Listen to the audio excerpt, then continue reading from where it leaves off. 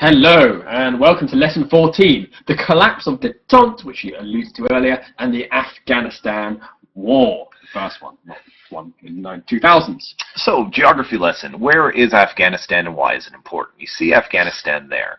It is on Iran's border. It is very close to the Persian Gulf. It is close to oil and all of the oil-rich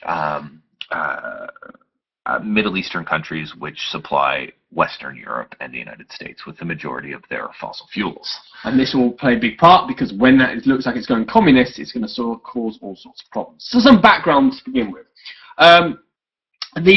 Shortly before the war, the People's Democratic Party of Afghanistan, or the PDPA, came to power. They are a sort of semi sort of left-wing sort of communist-ish sort of thing. They essentially provide a series of liberalising reforms, which increases the reintroduction of music, music being banned in a strict definition of the Quran, land reform, which took land out of the hands of individuals and gave it notionally to people in a sort of collectivization, but many peasants saw that they just saw their land being taken. Marriage rights and women's rights were increased. They were increased their role. They're allowed to dress in sort of more liberal Western-ish ways. But at the same time, there's the wholesale arresting and imprisoning of the old elites, the people who have been in charge before. Now, Afghanistan before wasn't really a country, it was a series of tribes, but the important figures which kept everything together were the mullahs being the sort of religious leaders, religious figures. So essentially what's happening is this sort of left-wing, semi-communist sort of bloc is providing reforms which are going against these traditional sort of hardline Islamic teachings, at the same time of arresting Islamic leaders and old elites. The USSR at this point aren't getting too involved because they've got other fish to fry and they don't want to cause issues with America, but they're happy that they've got a new ally almost out of nowhere in such an important region. And they do provide some assistance from 1978 onwards. So, as we can see that for a lot of reasons, Détente was coming under increasing strain by the end of the 1970s. Without Nixon and the Vietnam War and having those finished, there was less incentive to cooperate. Carter had made one of his biggest issues human rights, and we saw that in his pressing of the Soviets over issues in Africa. And this started to cause a lot of problems because of the human rights declarations, of course, which the Soviets had to adhere to under the Helsinki agreements. He had right to condemn Russia and did so. And this started to cause a little bit of problems. The Russian leaders did not like being condemned by the United States over issues of human rights. I think the big thing is Carter, because he's made his whole thing about human rights, and people go, hang on, look at that. He's always got to criticise. In many regards, he finds himself criticising not when it's actually he prefer not to because it causes problems. So this carries on, chugs away. But as the communists pushed their sort of left-wing policies and their attacks on religious figures, this was increasingly viewed by many people in Afghanistan as a deliberately anti-Muslim approach. Now, many of the individuals in the PDPA were atheists, but there were still some Muslims who were of a more or a less conservative disposition. But because they were seen both amongst the sort of hardline sort of religious figures as being anti-Muslim, but also amongst the sort of poor peasantry as anti-Muslim, we see a real anti-communist backlash and a revival of Islamic fundamentalist ideas with the creation of something called the Mujahideen. Mujahideen being an organisation which was set up in order to fight the anti-Muslim, as they saw it, figures of the PDPA, and fight for Islam and, to some extent, Islamic law ruling the day. So what we've seen here is the communist reforms themselves causing an increase of religious fervour. People before were religious, but now they're being pushed to be more religious because they feel like it's under attack. And therefore we see the beginnings of sporadic small-scale attacks against government figures, government politicians, policemen, etc., as well as Soviet advisors. Now, advisors is a term we've used a couple of times already. Advisors is a euphemism for soldiers, often said that they are training. Sometimes they are training, but a lot of times they are backing up a regime by providing reliable soldiers who are well trained and will fight to defend the otherwise perhaps weak communist government. So what this leads to is what's, I guess, can be described as hurried diplomacy. The leader of Afghanistan did not want to be stuck with the USSR and wanted to play the USSR and the USA off each other. He started to approach the United States for help. Brezhnev had decided to invade to support the PDPA as a result of this. Yeah, particularly because he doesn't like the idea of Amin being in power for much longer. It's not an accident that when he invades, Amin will find himself very quickly removed with someone who won't entertain suggestions of making friends with the USA. Yeah, the United States, always keeping an eye on Russia, started to notice that the USSR had begun a relatively profound military buildup on this border with Afghanistan. So Jimmy Carter, the President of the United States, telephones Brezhnev, and he asked Brezhnev, are you planning to invade the USSR? To which Brezhnev said, no, absolutely, no, no. But the next day, Soviet troops invaded and occupied Afghanistan.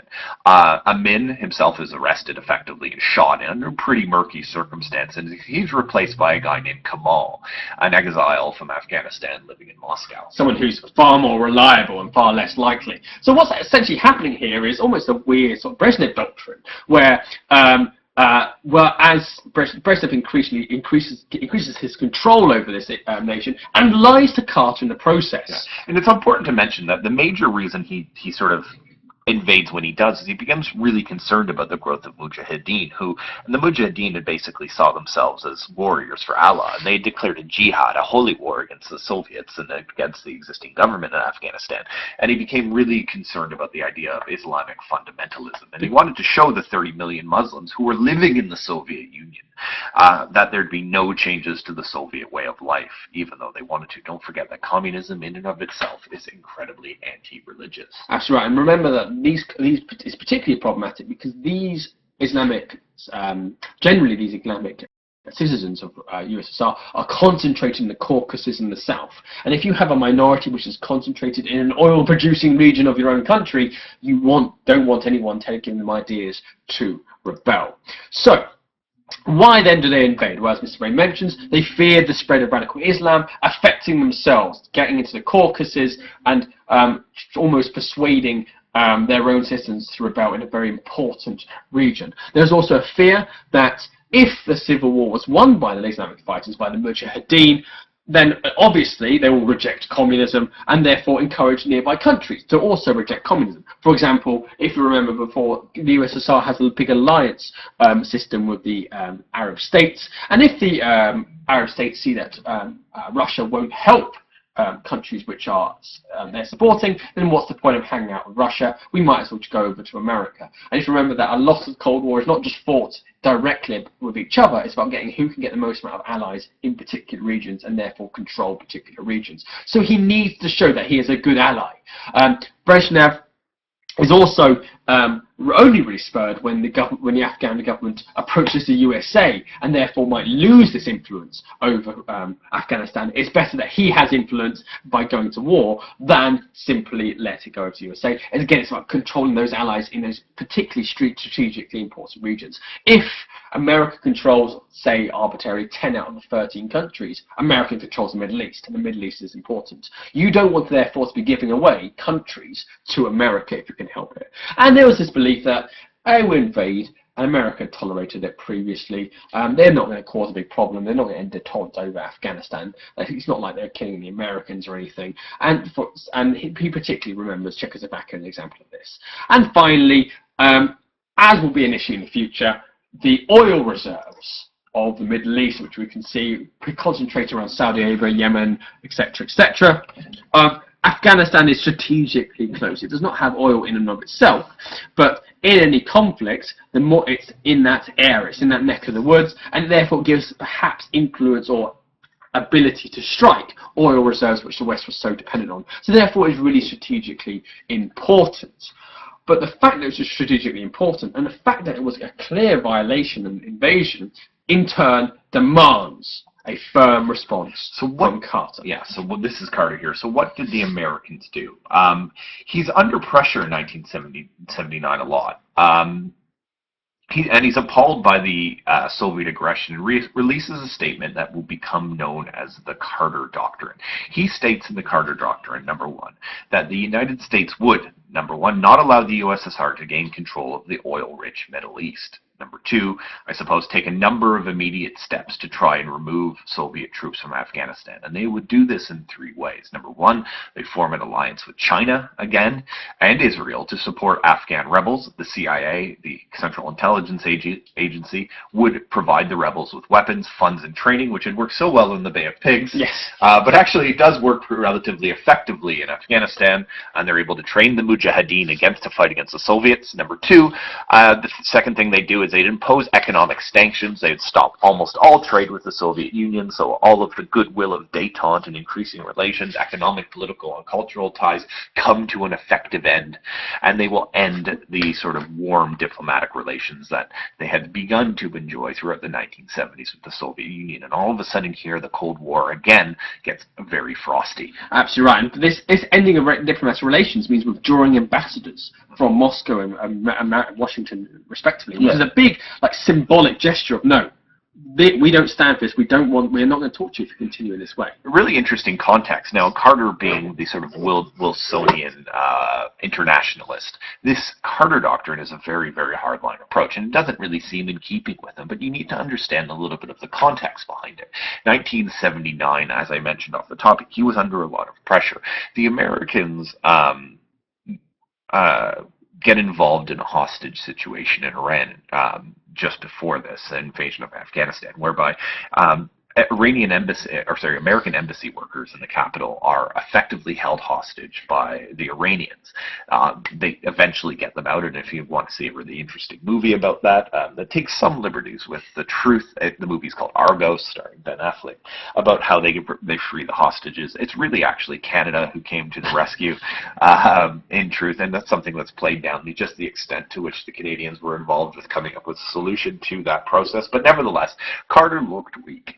And the fact that U.S. embassy officials can be hijacked by a foreign country, and they had to, of course, they didn't use a military response. They used covert ops to get them out, but nevertheless, Carter needed to come down hard, and he does with the Carter Doctrine. As well as this, as part of this arming the rebels, the CIA initially just give money and training, but it seems that the Mujahideen are still not winning. So they take the decision to give the Mujahideen something called Stinger missile. Stinger, like Sting or B.